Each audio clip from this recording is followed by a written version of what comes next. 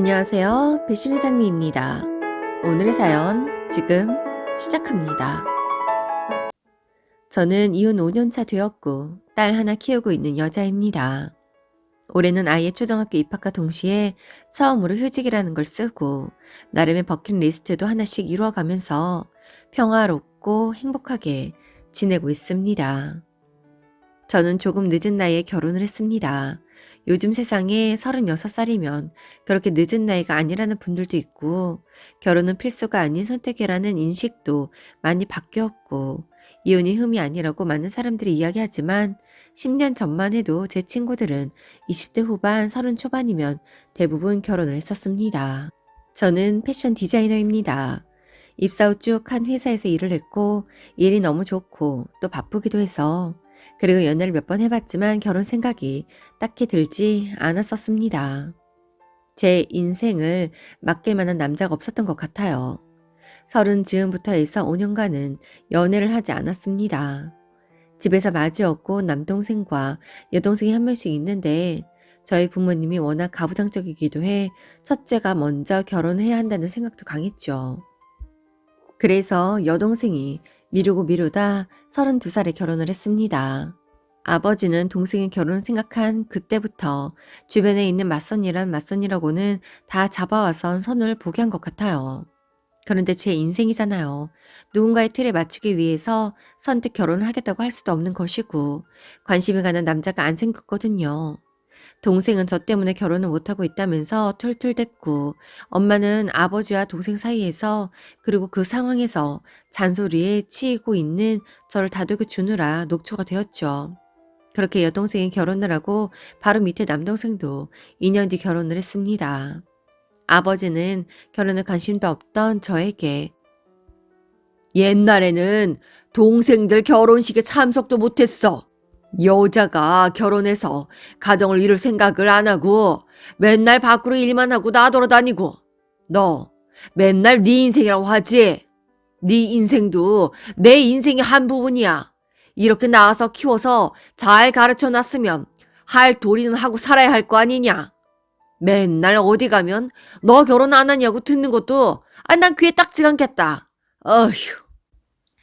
그런 아버지에게 보여주기 위한 마음으로 본 선 자리에서 전 남편을 만났습니다. 남편은 아버지의 지인의 지인이었고 저보다 3살 연하였습니다. 남편의 나이를 알고는 속으로 남자 나이 32살이면 아직 한창인데 무슨 맞선을 보지? 라고 생각을 했었어요. 남편은 평범한 회사원이었고 젠틀했습니다. 그렇게 만나던 우리는 남편의 적극적인 구애로 결혼을 준비하게 되었지요. 결혼을 준비하다 보니 연애 때와는 와닿지 않던 부분들이 크게 보이기 시작했습니다. 그중 하나가 남편이 어머니만 계시는 집의 외아들이라는 것이었어요. 남편이 어렸을 때 부모님이 이혼을 하시게 되어 어머님과 단둘이 산다고 하더라고요. 시어머니는 제 생각보다도 연세가 많이 젊으셨습니다. 어머니 나이 21살에 남편을 낳았다고 하시더라고요. 그래서 이제 조금 고리타분한 저희 부모님에 비해 대화를 해보니 깨어 있으신 분이라는 생각이 들었고 거짓말 조금 보태어서 여러 부분에 있어서 제 큰언니라고 해도 무방할 정도였습니다. 제가 결혼을 한다고 했을 때 부모님은 기뻐하셨고 모두들 축복을 해주니 저는 이 결혼이 옳구나 라고 생각을 했었죠. 하루는 시어머니께서 나는 결혼을 해도 여자가 자기 일하면서 진취적으로 사는 거 너무 좋다. 애 낳아도 집에서 애 키우라는 소리 안 해. 요즘 세상에 여자도 배울 만큼 배웠으면 하고 싶은 만큼 일도 하고 커리어 쌓아야지. 내가 이렇게 젊은데 너보고 들어앉아서 애 보라고 하겠어? 그리고 요즘은 보육시설도 많이 좋아졌잖니. 결혼을 하고 행복했습니다. 남편은 자상했고 집안일도 알아서 나눠서 했죠. 직업상 야근도 많았고 출장도 잦았지만 남편은 서운한 내색 한 번 안 했습니다. 결혼 6개월 만에 임신을 하게 되었습니다. 나이가 많아 생기면 낳아야지 했는데 생각보다 빨리 찾아왔더라고요. 여초 회사들이 다른 회사들보다 임신을 하면 좀 더 눈치 보이고 어렵긴 해요. 당시에도 육아휴직 쓰는 이들이 많지 않았고 워낙 젊은 친구들이 치고 올라오고 있던지라 임신과 동시에 그만두는 동료들이 많았거든요. 일에 욕심이 있는 저는 출산휴가 3개월을 쓰고 복직을 하게 되었습니다. 육아는 어쩔 수 없이 가족들의 도움을 받아야 했어요. 친정 엄마께서 당신이 아이를 봐줄 테니 걱정 말라고 하더라고요. 아빠는 딸이 출산을 하고도 일을 하는 게 못마땅해 했지만 당시 제 연봉이 남편의 연봉보다 1.5배가 높았기 때문에 제가 그만두는 건 경제적 손실이 크기도 했습니다. 복직을 함과 동시에 출근길에 아이를 친정에 맡기고 퇴근길에 남편이 혹은 제가 아이를 찾아 집으로 왔습니다. 집에서 친정은 20분 거리예요. 가깝다면 가까운 거리이지만 왕복 40분이기 때문에 전보다 더 부지런해야 했습니다. 아빠는 우리 딸을 많이 예뻐해 주셨고 엄마도 몸은 좀 고되어도 손녀 재롱 떠는 맛에 산다면서 좋아하셨습니다. 사실 그때 처음으로 자식이 결혼하는 것도 효도라는 말을 좀 깨달은 것 같아요. 우리 아이를 보면서 눈에 꿀이 떨어지는 부모님을 보니 이게 효도구나 싶은 생각도 들고 저희에게는 엄하기만 했던 아빠가 이제 막 계기 시작한 손녀 옆에서 같이 기어다니면서 옳지 잘한다 내 새끼를 연발하고 계셨거든요. 처음엔 3개월만 부탁드려던 친정의 육아 도움이었는데 그 3개월이 지나 이제 아이를 어린이집에 보낸다고 하니 아빠가 펄쩍 뛰면서 아직 아이가 너무 어려서 안 된다며 만류를 하시더라고요. 부모님과 몇 번의 상의 끝에 아이는 돌이 지나고 어린이집에 보내기로 하며 친정의 신세를 조금 더 져야 했습니다. 물론 따로 용돈을 챙겨 드렸습니다. 하지만 늘 다시 제 계좌로 돌려보내시는 통에 제가 따로 드릴 수도 없었습니다. 그래서 그 돈들을 차곡차곡 모아두었습니다. 부모님의 생신이나 어버이날에 목돈으로 챙겨 드릴 생각이었거든요. 이후 아이는 어린이집에 다녔고 다니면서도 아프거나 우리 둘의 퇴근이 늦어지면 친정 부모님이 아이를 픽업을 해서 돌보아 주셨습니다. 결혼을 하기 전에는 부모님과 사사건건 부딪히기만 했는데 결혼 후에는 참 많이 가까워졌던 것 같아요. 그렇게 무리 없는 결혼 생활을 하던 중 남편이 갑자기 사업을 하고 싶다고 하더군요. 사업? 그거 아무나 하는 거 아니야, 여보. 그리고 왜 갑자기 사업을 생각하는 거야? 왜? 회사가 사정이 안 좋다 하더니 혹시 나가래? 문제 있어? 잘리는 거 한순간이지 뭐. 지금 인원 축소한다고 아주 난리도 아니야. 이직도 많이 하고. 당신도 그럼 이참에 이직을 해. 생각 안 해봤겠어? 그런데 내가 학벌이 별로잖아. 우리 회사가 이름이 있는 회사도 아니고 여기도 그때 아는 사람이 힘써서 들어온 거라. 그래도 나는 아직 사업은 무리인 것 같은데. 남편이 하고자 하는 사업은 프랜차이즈 떡볶이 집이었습니다. 얼마 전에 동창이 떡볶이집을 개업했다면서 떡볶이를 잔뜩 포장해 왔었고 장사가 잘 된다는 소리를 몇 번 하더니 아마 그 일을 계기로 꽂힌 것 같아요. 실패를 하더라도 조금이라도 어릴 때 해야 다시 일어서지. 그리고 떡볶이는 망할 수 없대. 우리나라 사람들의 떡볶이를 얼마나 좋아하는데? 그리고 요즘 그렇게 배달도 많이 해 먹는다고 하더라고. 그때만 해도 배달 어플이 크게 성행을 할 때가 아니긴 했어요. 물론 그렇다고 해도 사업이기 때문에 반대했을 겁니다. 그렇게 남편과의 갈등이 시작된 것 같아요. 남편이 사업을 하기 위해 필요한 돈은 남편의 퇴직금으로는 택도 없었습니다. 그런 와중에 제가 좀 길게 출장을 가게 되었어요. 사실 그 출장이 제게 무리이긴 했는데 회사에서 중요한 콜라보를 기획하는 건이었기 때문에 오랜 고민 끝에 팀에 합류를 하게 되었습니다. 다행히 딸은 저희 부모님이 케어를 해 주시기로 하셨고 한 달여 완벽한 출장을 마치고 집으로 돌아왔습니다. 출장 내내 아이를 케어해 준 부모님과 남편에게도 고마운 마음이었고 출장을 가면서 동료들과 남편이 사업 문제에 대해 고민을 얘기하다 보니 만년 월급쟁이보다 의지만 있으면 나을 수도 있다는 의견도 들어 조금은 긍정적인 마음으로 한국에 돌아왔어요. 사실 남편의 연봉이 많이 낮습니다. 일은 빡세게 하는데 보수가 적으니 가장으로서 그런 생각을 할 수도 있다는 생각이 들기도 했거든요. 집으로 돌아오는 날 남편이 딸이랑 공항으로 마중을 나와 있더라고요. 오랜만에 만난 우리 가족들은 서로를 반가워하며 차에 올라탔습니다. 출장은 괜찮았어? 고마워. 긴데 이렇게 이해해주고. 당연하지. 그래야 가족이지. 장모님, 장인어른께서 많이 도와주시고 엄마도 많이 도와주셨어. 어머님이? 사실 어머님은 1시간 거리에 사시지만 결혼 후 저희 집에 자주 오시지도 않았고 늘 바쁘셨던 분이세요. 모임도 많고 배우는 것도 많으시고 제가 보기에 어머님이 벌어서 모두 쓰시는 생활을 하셨습니다. 어, 엄마가 우리 딸이랑 얼마나 잘 놀아주시는지. 그런데 자기야. 남편도 뭔가 말을 하려다가 이내 접어버리더라고요. 비행이 길어서 피곤했는지 저는 돌아오는 차 안에서 금세 잠이 들었고 집에 도착했을 때 남편이 계속 쭈뼛쭈뼛하는 모습에 왜 저러지 싶으면서도 아이가 보고픈 마음에 서둘러 집으로 들어갔습니다. 집에 들어가니 시어머니께서 거실에서 TV를 보고 계시더라고요. 왔냐? 너는 참 좋은 세상에 태어났다. 아무리 세상이 좋아져도 네 남편 같은 남자 없다. 예. 아내는 어린 애를 두고 한 달을 출장을 가는데 그걸 군소리 없이 외져준 남편이 어디 있니? 그래. 아이 뭐 선물은 사왔니? 향수 사왔어? 저희 시어머니는 향수를 좋아하세요. 알고 있으니 향수를 사왔죠. 그나저나 저 때문에 어머님도 고생하셨겠네요. 이해한테 들었어요. 어머니께서 많이 챙겨주셨다고요. 당연하지. 뭐 아들 일인데 네가 안 해준다고 했어 내가. 그러자 남편이 엄마 내가 얘기할게 라고 하면서 눈을 찡긋거리더라고요. 그러자 어머니께서 뭐? 너 여지껏 얘기 안 했어? 아, 속 터져. 너 이러고 사냐? 지 마누라한테 제대로 얘기도 못하고 살아. 내가 해줬는데 내가 해줬단 소리도 못하고 그렇게 눈치 보면서 해? 뭘 말씀하시는 거예요? 자기야, 뭘 해주셨는데? 뭘 해주긴?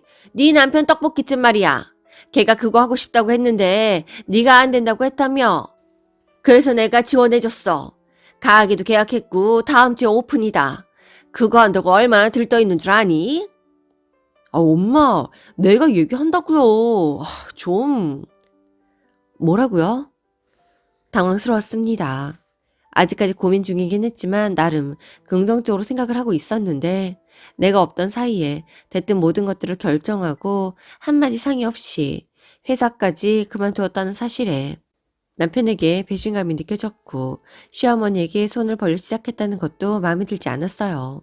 그런데 문제는 그것뿐이 아니었습니다. 아무튼 둘이 잘 이야기해봐라. 그리고 저 작은 방 옷장 뒤에 곰팡이 쓴 거 알고 있니?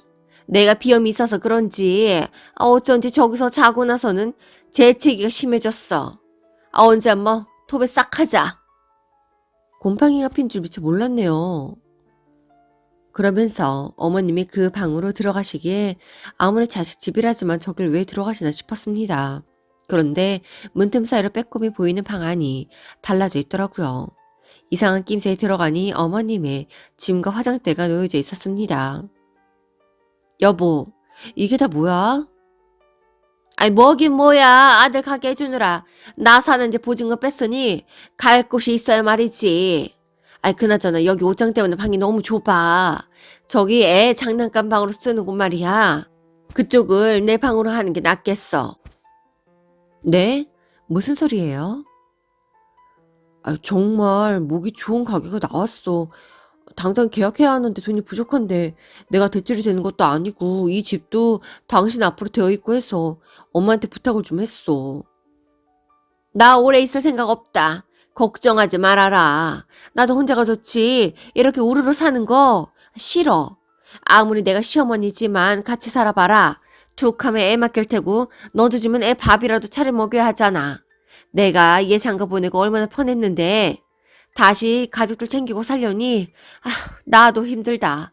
우리 아들이 장사 잘 되면 보증금 마련해서 분가시켜 준댔어. 맞아. 민식이 말에 저번 달에 700만 원 벌었다고 하더라고. 나도 잘만 되면. 여보, 이렇게 중요한 일을 어떻게 나랑 단 한마디도 상의 없이 이 모든 걸 나 없을 때 다 버려놓은 거야? 아유, 시끄러워. 나 없을 때 싸워라. 네 남편 좀 그만 잡고. 얘가 장가 가고 나서 얼굴이 홀쭉해지길래 왜 그러나 했더니 네가 한 번씩 일어나 보구나. 그리고 어머니께서는 외출 준비를 하고 나가셨습니다. 어떻게 사업도 학과도 나와 상의 없이 이렇게 몰아붙이는 거야? 우리 부부이고 가족이야. 솔직히 당신 나 밀어줄 생각 없었잖아. 나는 정말 간절했는데 당신은 당신이 더 번다는 이유로 나 무시만 했지. 언제 내 얘기 드러나 줬어? 내가 뭘 그렇게 안 들어줬어? 항상 결국 당신 뜻대로 다 하잖아. 당신은 늘 생각할 시간도 없이 즉흥적이잖아. 당신 떡볶이집 하고 싶다는 얘기? 나 출장 가기 보름 전에 했어. 충분히 생각해보고 포트폴리오 짜보고 결정해도 늦지 않아. 그런데 이미 다 벌려 놓았네? 거기에 어머니 집까지 빼서 이거 다 어쩔 거야. 그럼 어떡해. 너무 하고 싶은데. 너는 몰라. 너는 잘 벌어서 내 마음 모른다고. 내가 우리 집에서 얼마나 주눅이 들었는지. 내가 못 버니까 네 앞에서 당당히 질 수도 없고. 그러니 너 야근한다고 하면 내가 불이 나게 퇴근해서 애 봐야 했다고. 우리 집에서 언제나 난 을이었어. 남편은 그렇게 일을 터뜨려 놨습니다. 이걸 받아들여야 하나 말아야 하나, 이해해야 하나 엎어야 하나 많이 고민을 했습니다. 그런 고민 중에 제가 결정을 하게 된 건 바로 어머님 때문이었습니다. 그런 위태로운 생활 중에 어머님은 늘 본인이 우선이었고 자고 일어나면 거실에 맥주캔이 한가득, 배달을 먹은 흔적이 한가득이었습니다. 아이가 아직은 먹지 말아야 할 음식들을 턱턱 주기도 하셨고 청소는 고사하고 빨래도 잘하지 않으셨지요. 남편은 떡볶이집을 개업한다고 바빴고 개업 후에는 주말도 없이 장사를 했습니다. 어머님은 여행을 간다며 주말 내내 집을 비우기도 했고 제 방에서 제 화장품과 옷들을 막 꺼내 입고 사용했습니다. 며느리랑 같이 사니까 이렇게 좋다. 우리들이 톤도 비슷하고 체형도 비슷해서 옷도 이렇게 같이 입으니 너무 좋지 않니? 어머니 제 물건은 말씀을 좀 하시고 네가 바쁜데 언제 다 물어보고 있니? 내가 더럽게 입는 것도 아닌데. 그런 생활 6개월가량 하게 되자 정신적인 스트레스로 공황장애가 왔습니다. 아이를 건강하게 돌볼 수가 없었어요. 저도 모르는 짜증도 늘었고 남도 없이 눈물이 나고 불행했습니다. 집이 싫었고 함께 사는 사람들이 싫었습니다. 아이를 보면서도 진심으로 기쁘고 밝게 웃어주지 못하는 제가 싫었어요. 제게 환경의 변화가 필요했습니다. 간절히 행복해지고 싶었어요. 그래서 현재 제 상황에 대해 부모님께 알리고 저는 이혼을 했습니다. 저희가 이혼할 때 시어머니 아주 난리셨죠. 당신께서 분가에 나가면 그만인데 왜 저희가 이혼을 하느냐고요. 처음엔 아들 보고 갈라서는 게 마음이 아파서 그러시는 줄 알았습니다. 그런데 이내 어머니께서 그러시더군요. 당신께서 그 나이 먹어 아들 밥 차려주고 빨래해주고 뒷제작거리 할 일 있냐고 그냥 다시 잘 살아보라고 합니다. 그런데 그건 제 알바가 아니었어요. 아들 보고 이혼하고 아들이랑 살던 말던 제가 그것까지 고려해 줘야 하는 걸까요? 그래서 다른 말 하지 않겠다고 떡볶이집을 오픈하는 데 있어서 일말의 상의 없이 사직을 하고 가게를 계약하고 어머님과 합가하게 된 것에 대한 모든 책임이 남편 그리고 그의 동조한 어머님에게 있으니 나는 이혼을 할 것이고 양육권은 내가 갖고 있을 테니 떡볶이 팔아서 돈 많이 번다고 했으니 한 푼도 밀리지 말고 양육비 보내라고 했습니다. 제가 이혼을 한다고 했을 때 아빠가 저 이혼에 적극적으로 나서주셨고 심신의 안정이 필요했던 저는 1년간만 부모님의 집에 학가를 하여 안정을 취했습니다. 그로부터 4년이 지난 지금 저는 많이 건강해졌고 몇 달 전에 독립을 하여 딸과 둘이 지내고 있습니다. 올해 딸이 초등학교에 가게 되면서 육아휴직을 신청하여 아이를 돌보며 엄마로서의 일상을 누리고 있습니다. 그 예전엔 회사에서 내 자리가 없어질까 전전긍긍했는데 만약 제 자리가 없어진다면 다른 회사 들어가면 되죠. 1년의 일들을 겪으면서 내 인생에 있어서 어느 부분에 더 많은 비중을 둘 것인지에 대해 다시 한번 생각하게 되었습니다. 앞으로 살아감에 있어서 더 잘 사는 것도 중요하지만 제 딸의 행복한 미래를 위해 긍정적인 조력자가 되기 위해 노력하라고 합니다. 오늘도 함께 해주셔서 감사합니다. 지금까지 배신의 장미였습니다.